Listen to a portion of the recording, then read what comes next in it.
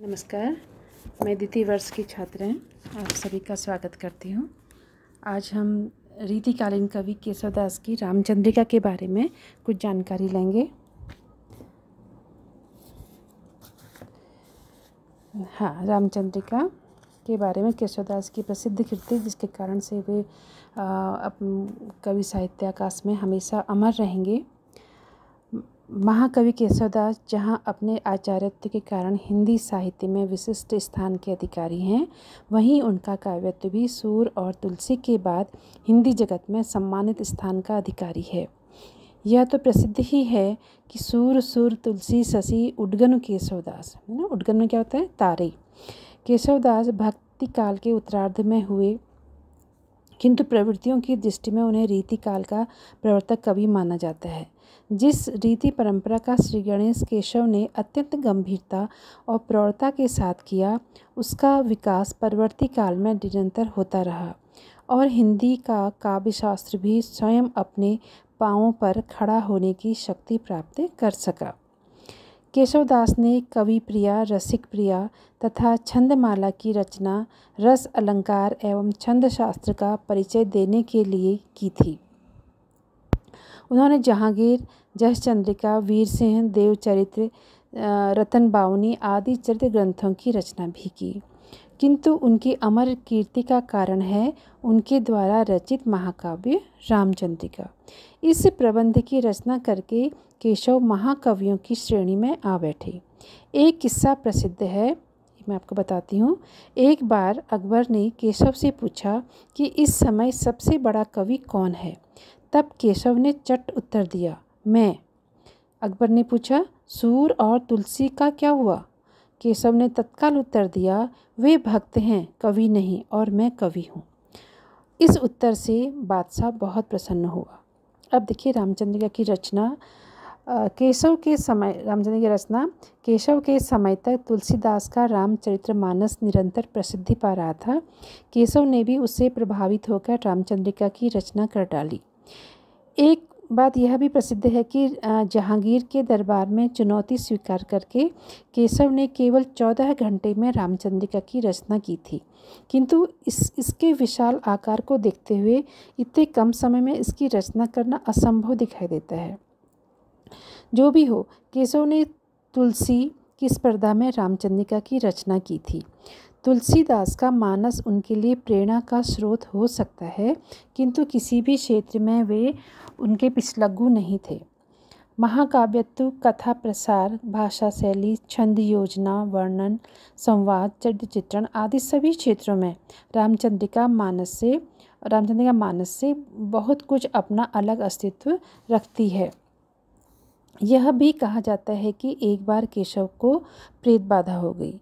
तब तुलसीदास ने उन्हें रामचंद्रिका का पाठ करने की सलाह दी। उसी से उनकी प्रेत बाधा दूर हो गई। हो सकता है रामचंद्रिका का महत्व बढ़ाने के लिए ये कहानियाँ प्रचलित की गई हों। अब रामचंद्रिका की कथा में क्या है आपको बताता हूँ थोड़ा सा। रामचंद्रिका में भगवान राम की कथा, प्रसन्न राघव, हनुमान की कथा है और गणेश सरस्वती राम की वंदना के बाद कथा प्रारंभ होती है। राम का चरित्र, जनकपुर प्रसंग है। धनुष यज्ञ के बाद लौटती हुई बारात को परशुराम मिलते हैं तथा लक्ष्मण परशुराम संवाद होते हैं। फिर वनवास, ग्रामवासियों की सहानुभूति, चित्रकूट में भरत मिलाप, पंचवटी प्रसंग, सीता हरण, सुग्रीव मित्रता, सीता हनुमान संवाद, लंका दहन के प्रसंग हैं। इसके आगे राम रावण युद्ध के प्रसिद्ध आयाम, लक्ष्मण शक्ति, अंगद रावण संवाद आदि भी नई भाव भंगिमाओं के साथ में चित्रित किए गए हैं। रावण पर विजय पाकर अयोध्या में राम का राज तिलक तथा राम राज्य वर्णन के प्रसंग भी हैं। अंत में सीता वनवास और लव कुश की वीरता के दृश्य हैं। इस प्रकार समस्त रामकथा केशव की रामचंद्रिका में संस्कृत साहित्य में उपलब्ध रामकथाओं की समन्वित छाया में प्रस्तुत की गई है। महाकाव्यत्व, रामचंद्रिका को महाकाव्य कहा जाता है। तो इसके देखिए, रामचंद्रिका एक कथा काव्य है जिसमें महाकाव्य की सी व्यापकता विशालता है। फिर भी अभी तक विद्वानों में इसका महाकाव्यत्व की दृष्टि से देखना संदेहास्पद है। रामचंद्रिका को महाकाव्य की कसौटी पर कसने से ये संदेह दूर हो जाते हैं। सचमुच रामचंद्रिका केशव की मौलिक प्रतिभा से रचा गया एक उत्तम महाकाव्य है।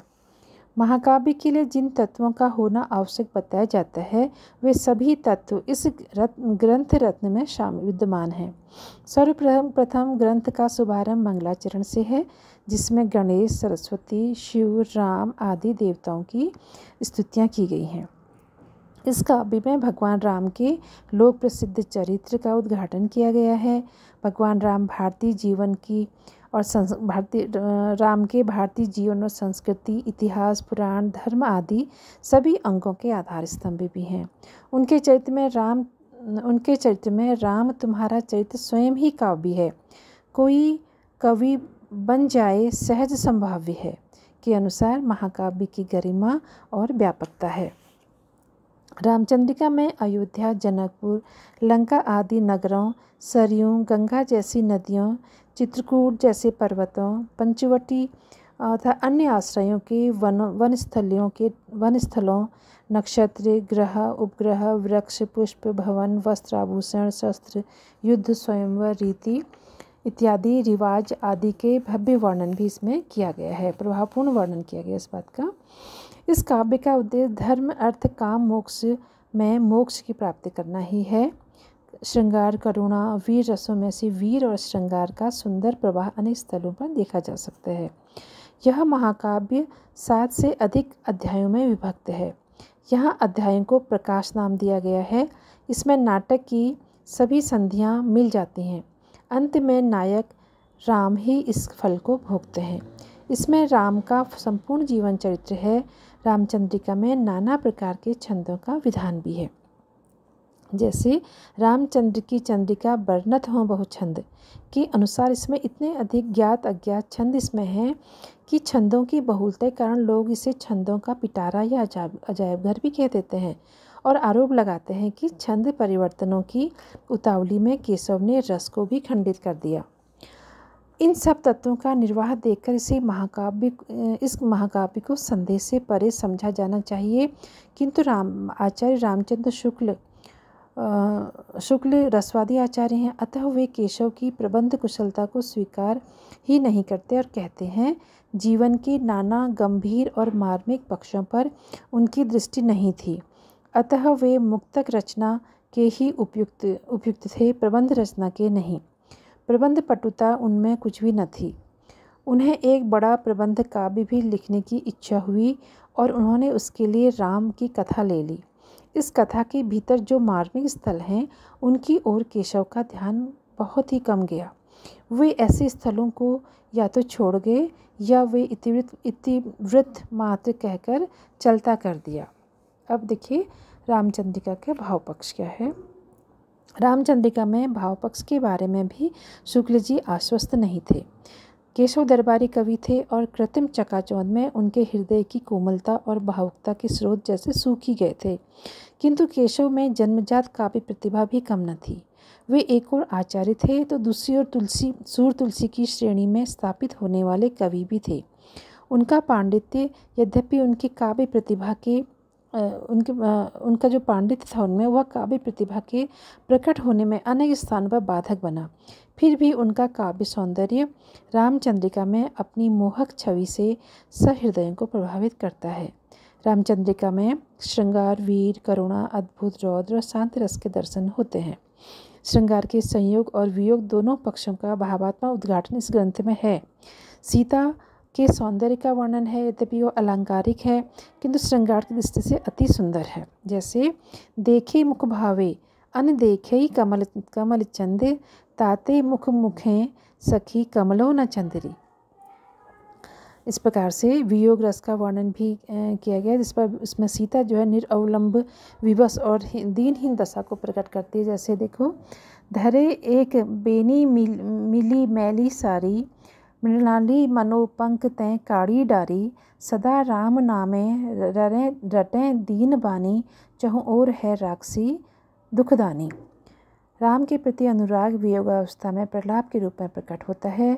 हनुमान द्वारा डाली गई मुद्रिका से वह कुछ कहती है।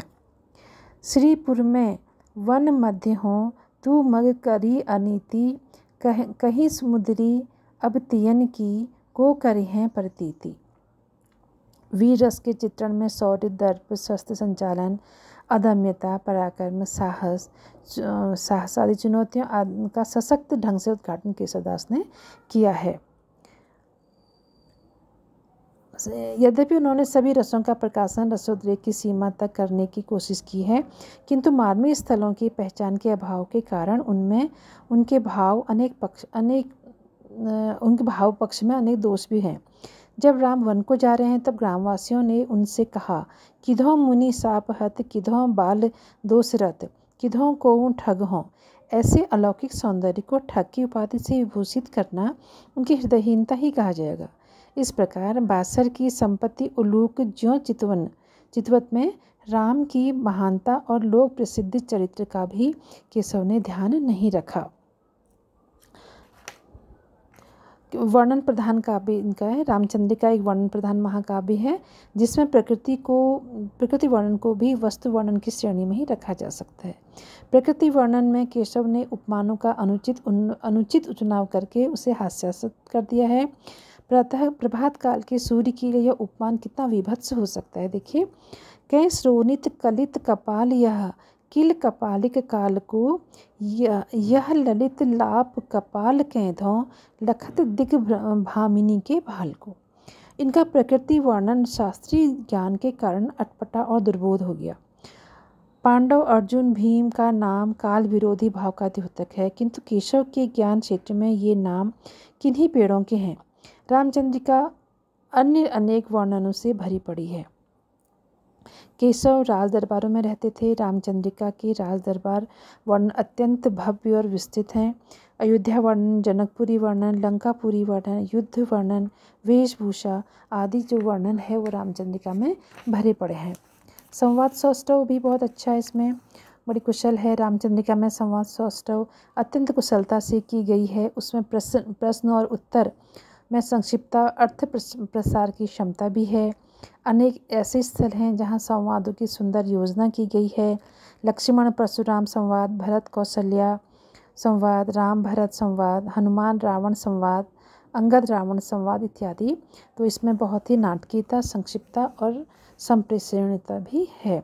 जैसे रे कपिकौन्तु, अक्ष को घातक दूत बलि रघुनंदन जू को रघुनंदन रे, त्रिसरा खर दूषण भूषण को, सागर कैसे तरियो, जस गोपद काज कहा, सिर चोर ही देखो, कैसे बधाए, जू सुंदरी तेरी छुई दृग सोबत पादप लेखो, है ना।